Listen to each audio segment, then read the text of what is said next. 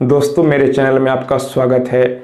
आज के इस वीडियो में मैं आप लोगों को बताऊंगा कि अगर आप सैलरी पर्सन हैं, मतलब कि आपका जो इनकम होता है वह सैलरी के माध्यम से होता है, तो फिर किन परिस्थितियों में आपको इनकम टैक्स का नोटिस आ सकता है।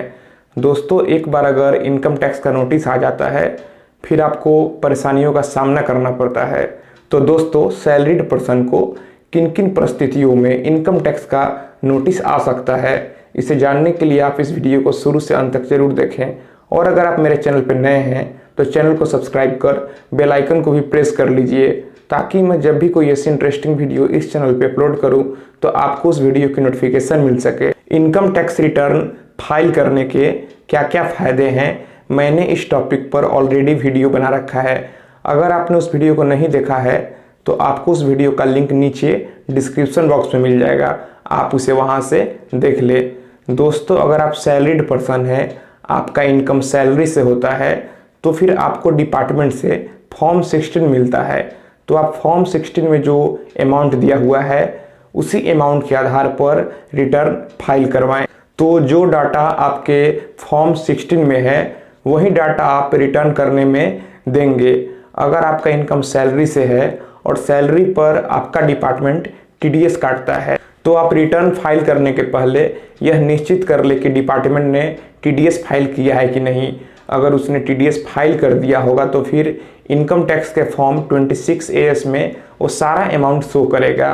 तो फिर रिटर्न फाइल करने के पहले आप देख लें कि जो सैलरी पर टीडीएस कटा है वो इनकम टैक्स के फॉर्म 26AS में शो हो रहा है नहीं। जब तक पूरा अमाउंट शो नहीं हो तब तक आप रिटर्न फाइल नहीं करें। अगर आपका डिपार्टमेंट ने टीडीएस फाइल नहीं किया है और आपने पहले ही इनकम टैक्स फाइल कर दिया तो फिर आपको भविष्य में इनकम टैक्स डिपार्टमेंट से नोटिस जरूर आएगा। जिनको इनकम सैलरी से आता है वो ITR 1 फाइल कर सकते हैं, लेकिन वो ITR में वही डाटा देंगे जो उनको डिपार्टमेंट से फॉर्म 16 में जो डाटा दिया हुआ है, जो अमाउंट दिया हुआ है वही अमाउंट वो रिटर्न में फाइल करेंगे।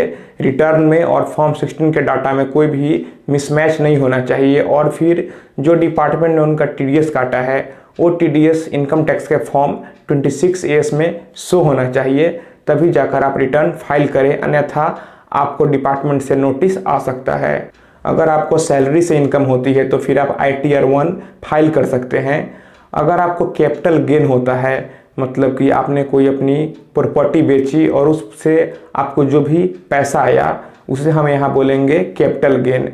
तो अगर आपको कैपिटल गेन होता है तो फिर आप इस सूरत में इनकम टैक्स एक्ट के मुताबिक ITR 2 फाइल करेंगे और कैपिटल गेन से रिलेटेड जो भी इंफॉर्मेशन है आप ITR 2 में शो करेंगे। लेकिन दोस्तों अगर आपने एग्रीकल्चर लैंड बेचा है तो फिर आपको ITR 2 भरने की ज़रूरत नहीं है, आपको रिटर्न में दिखाने की ज़रूरत नहीं है, आप ITR 1 भी फाइल कर सकते हैं।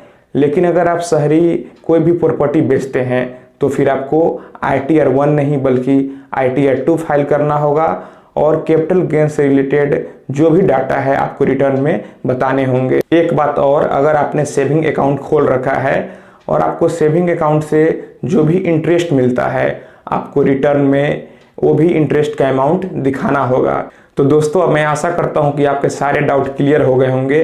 फिर भी अगर आपके मन में कोई भी डाउट है तो अभी आपको जो स्क्रीन पर मेल ID दिख रहा है आप उस पर मेल करके अपने क्वेश्चन पूछ सकते हैं, या फिर आप हमसे इंस्टाग्राम पर भी, जो इंस्टाग्राम ID आपको स्क्रीन पर दिख रहा है उस पर मैसेज करके हमें फॉलो करके आप अपने क्वेश्चन पूछ सकते हैं। तो दोस्तों मैं आशा करता हूँ आपको वीडियो अच्छी लगी होगी। अगर वीडियो अच्छी लगी हो तो वीडियो को लाइक कीजिए और आप अपने विचार हमें नीचे कमेंट बॉक्स में कमेंट कीजिए।